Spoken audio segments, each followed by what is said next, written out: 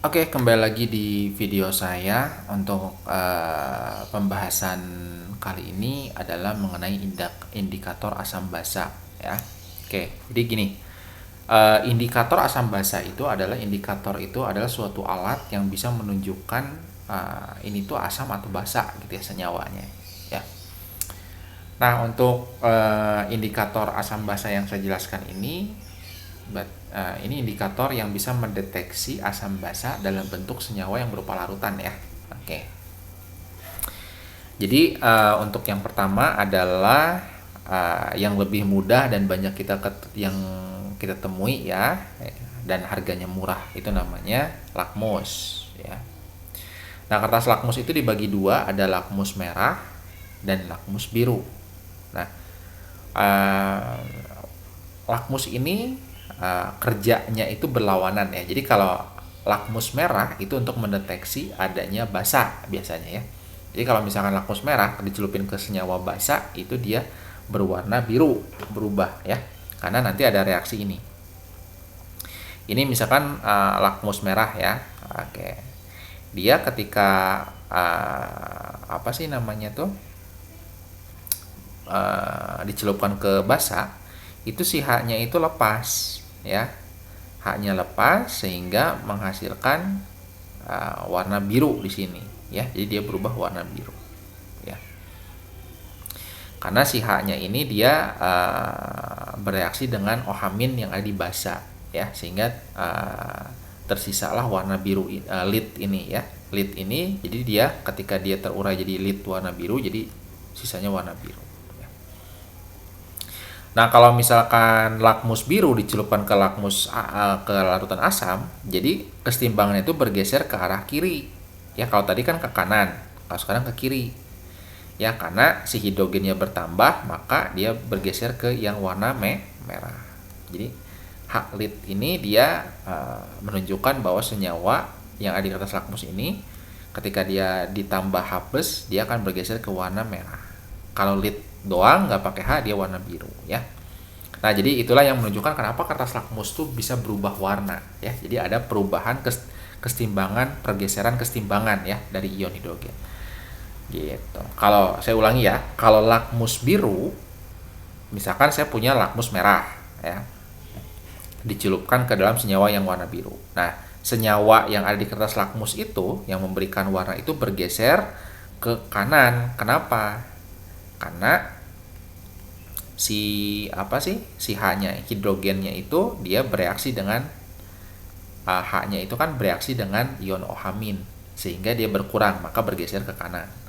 Nah, kalau misalkan lakmus biru misalkan ya dicelupkan ke dalam larutan asam, nah si yang warna si hidrogennya kan bertambah di sini sehingga dia bergeser ke arah kiri menghasilkan warna merah ya. Jadi seperti itu kenapa kertas lakmus itu dia bisa berubah warna ketika dicelupkan ke dalam larutan asam ataupun basa. Nah, terkecuali dengan larutan netral ya. Nah, kalau larutan netral dia warnanya tetap biru, merah tetap merah ya, gitu. Jadi seperti itu teman-teman.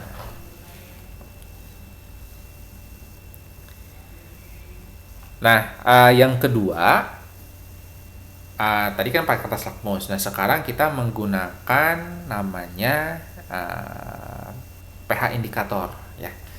Jadi kalau teman-teman pernah menggunakan pH indikator yang warna-warni itu, nah kenapa sih warnanya bisa berubah-ubah? Nah, ya. Nah, kalau lakmus itu dia tidak bisa spesifik menentukan pH-nya ya.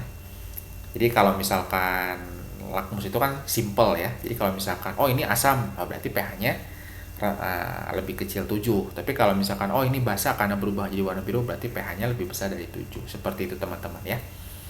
Nah, jadi kembali lagi, perubahan warna trayek pH di indikator pH itu dia lebih membacanya lebih spesifik ya.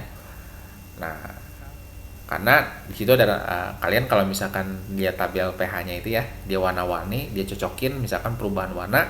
Nah, ketika perubahan warna itu dicocokin gitu, ini pH-nya 1, pH-nya 2 gitu ya. Nah, kalau bagi teman-teman yang pernah masuk ke lab dan lab kimia tentunya ya.